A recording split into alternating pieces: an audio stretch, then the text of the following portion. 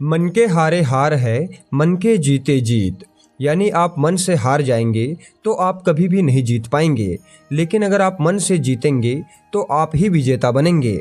नमस्कार दोस्तों, मैं आपका ज्योतिष मित्र दुर्गेश मिश्रा आपका अपने चैनल एस्ट्रो लाइफ में हार्दिक स्वागत करता हूं। दोस्तों, आज का यह ज्योतिष का कार्यक्रम आप सभी कर्क राशि वाले जातकों के लिए बड़ा ही खास और विशेष कार्यक्रम होने वाला है, क्योंकि आज के इस वीडियो में हम बात करने वाले हैं कर्म फल के दाता शनि देव के राशि परिवर्तन प्रभाव के बारे में। जी हाँ, 29 मार्च 2025 को शनि अपने मूल त्रिकोण राशि कुंभ राशि से निकल करके देवगुरु बृहस्पति की साधारण राशि जल तत्वीय राशि मीन राशि में प्रवेश करने जा रहे हैं और आने वाले 2.5 साल तक वही मीन राशि में रहते हुए आपको प्रभावित करेंगे।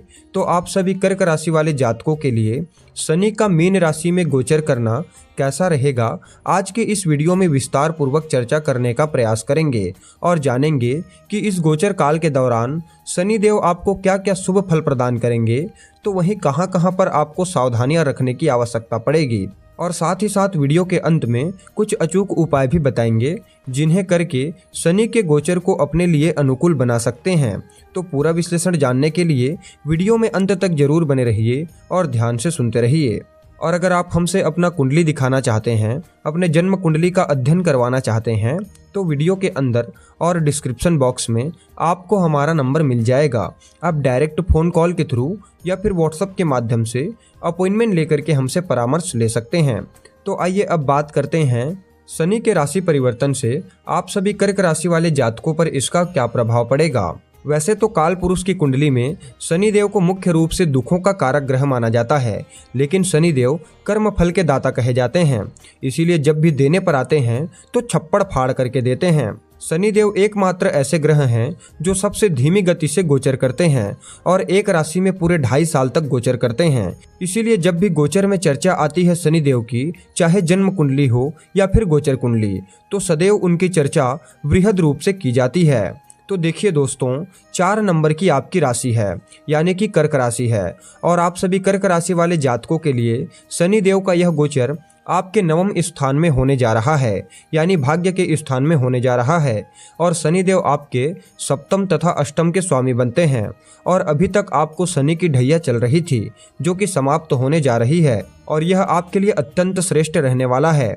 आपको भाग्य का पूरा साथ मिलेगा, हालांकि परिश्रम आपको थोड़ा ज़्यादा करने की आवश्यकता पड़ेगी। इस गोचर काल के दौरान करियर, शिक्षा तथा हर क्षेत्र में नए अवसर की आपको प्राप्ति होगी। चाहे आप कोई भी काम क्यों न करते हो, करियर में बदलाव की स्थिति बनेगी। कार्य क्षेत्र में आपका रुतबा बढ़ेगा, आपको नेतृत्व करने का सुनहरा अवसर प्राप्त होगा। शनि का यह गोचर 9वें स्थान में होने जा रहा है, तो कहीं न कहीं यह आपके पिता के साथ वैचारिक मतभेद करवा देते हैं। कई बार बड़े भाई बहनों से भी संबंध कमजोर हो जाते हैं, लेकिन आपको धैर्य रखना होगा। माता पिता तथा अपने भाई बंधुओं का सम्मान करना होगा। विशेष करके पिता के स्वास्थ्य पर थोड़ा सा ध्यान देना होगा। लेकिन अगर आपके पिता किसी सरकारी नौकरी में हैं और वहां पर उच्च पद प्राप्त करने के लिए प्रयत्नशील हैं, तो उनको इस गोचर काल के दौरान उच्च पद प्राप्त होने वाला है। उनके मान सम्मान में वृद्धि देखने को मिलेगी। इसके अलावा अगर आपका पैसा कहीं पर रुका हुआ था या कहीं पर फंसा हुआ था, तो वह पैसा भी आपको इस गोचर काल के दौरान मिल जाएगा। या फिर अगर आप कर्ज की समस्या से बहुत ज़्यादा परेशान थे, तो वहाँ से भी निकलने का रास्ता आपको प्राप्त होगा। कुंडली का जो 9वां स्थान होता है वह धर्म स्थान होता है तथा हमारे भाग्य का होता है, और शनि देव पाप ग्रह हैं, और 9वें भाव में पाप ग्रह का संबंध बहुत ही अच्छा माना जाता है, क्योंकि जब जब भाग्य की आवश्यकता पड़ती है तब तब भाग्य का आपको साथ मिलता है।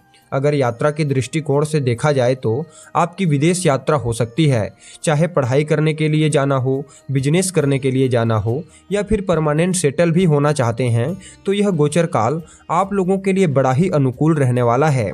साथ ही साथ अगर आप विदेशी कंपनियों के साथ जुड़ करके काम करते हैं, बिजनेस व्यापार करते हैं, तो आपके लिए गोचर अत्यंत श्रेष्ठ रहेगा। और अगर आप विदेश में जाकर के नौकरी वगैरह करते हैं, तो आपको बड़ा अवसर प्राप्त होगा। ऐसा समझ लीजिए कि साल 2026 के बाद विदेशी गतिविधियों से आपको लाभ के अनेकों अवसर प्राप्त होंगे। जो भी कर्क राशि के जातक सरकारी नौकरी की तैयारी कर रहे हैं तो उन्हें सफलता मिलने वाली है। जो भी कर्क राशि के जातक सरकारी नौकरी की तैयारी कर रहे हैं तो उन्हें सफलता मिलने वाली है। प्रतियोगी परीक्षा की तैयारी करने वाले विद्यार्थियों के लिए साल 2025 और 26 बहुत ही श्रेष्ठ रहने वाला है। बस आपको मेहनत से पीछे नहीं हटना है। इसके अलावा जो लोग रिसर्च के फील्ड से जुड़े हुए हैं, खोजबीन का काम करते हैं, अनुसंधान का काम करते हैं, तो उनके लिए यह गोचर और भी ज़्यादा श्रेष्ठ दिखाई दे रहा है। अगर बात करें दाम्पत्य जीवन की, तो जो लोग शादीशुदा नहीं हैं उनके लिए साल 2025-26 में विवाह के योग बनेंगे। जीवन साथी के साथ अच्छा समय व्यतीत होगा। जीवन साथी का सहयोग, जीवन साथी की सलाह आपके लिए लाभकारी रहेगा। अगर आध्यात्मिक दृष्टिकोण से देखा जाए तो यह गोचर आप सभी कर्क राशि वाले जातकों के लिए बहुत ही अच्छा रहने वाला है। सामाजिक कार्यों में, दान पुण्य के कार्यों में, धार्मिक कार्यों में आप बढ़ चढ़ करके हिस्सा लेंगे। आपकी धार्मिक यात्रा होगी। अगर बात करें शनिदेव के दृष्टि प्रभाव की, तो जैसा कि आप सब लोग जानते ही होंगे, शनिदेव के पास 3 विशेष दृष्टियां मौजूद हैं। जहां बैठते हैं वहां से तीसरी दृष्टि, 7वीं दृष्टि तथा 10वीं दृष्टि। तो 9वें स्थान में बैठ करके उनकी तीसरी दृष्टि 11वें घर पर, 7वीं दृष्टि तीसरे घर पर और 10वीं दृष्टि 6ठे घर पर पड़ रही है। तो आपकी आर्थिक स्थिति मजबूत दिखी जाएगी। धन आगमन के अनेकों माध्यम बनेंगे। साथ ही साथ अगर आप गाड़ी मोटर खरीदना चाहते थे तो वह सपना भी आपका इस दौरान पूरा हो जाएगा। खास करके साल 2026 में पूरे होने के योग बन रहे हैं। साथ ही साथ शनिदेव की 7वीं दृष्टि तीसरे स्थान पर पड़ रही है और तीसरा स्थान जो होता है वह पराक्रम का होता है, पुरुषार्थ का होता है, मेहनत का होता है। तो शनिदेव आपके पुरुषार्थ को बढ़ाएंगे, आपके पराक्रम को बढ़ाएंगे, आपकी मेहनत में मजबूती लेकर के आएंगे। लंबे समय से रुके हुए जो कार्य थे वह पूरे हो जाएंगे। आप अपने आत्मविश्वास और अपने पुरुषार्थ के बलबूते उन सफलताओं को हासिल करेंगे जिन्हें आप हासिल करने के लिए प्रयास कर रहे थे। इसके अलावा शनि की 10वीं दृष्टि 6ठे स्थान पर पड़ेगी और 6ठा स्थान जो होता है वह रोग, ऋण और शत्रु का होता है। तो इन सभी चीज़ों से आपको मुक्ति मिलेगी। खास करके अगर आप शनि की ढैया के चलते कर्ज इत्यादि से बहुत ज़्यादा पीड़ित थे तो उसमें आपको राहत देखने को मिलेगी। आपके शत्रु आपके सामने घुटने टेक देंगे। अगर आप लंबे समय से किसी बीमारी से ग्रसित थे तो वहाँ से भी आपको राहत देखने को मिलेगी। या फिर किसी भी तरह से आप मानसिक रूप से परेशान थे, मानसिक परेशानी से जूझ रहे थे, तो वहाँ से भी आपको राहत मिलने वाली है।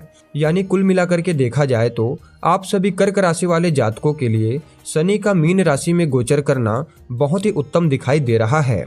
अगर बात करें उपाय के बारे में तो सबसे पहले हनुमान चालीसा का निरंतर पाठ करिए और पीपल वृक्ष की परिक्रमा लगाइए, पीपल वृक्ष की सेवा करिए, उसके नीचे दीपक जलाइए और हो सके तो असहाय लोगों की सहायता कीजिए।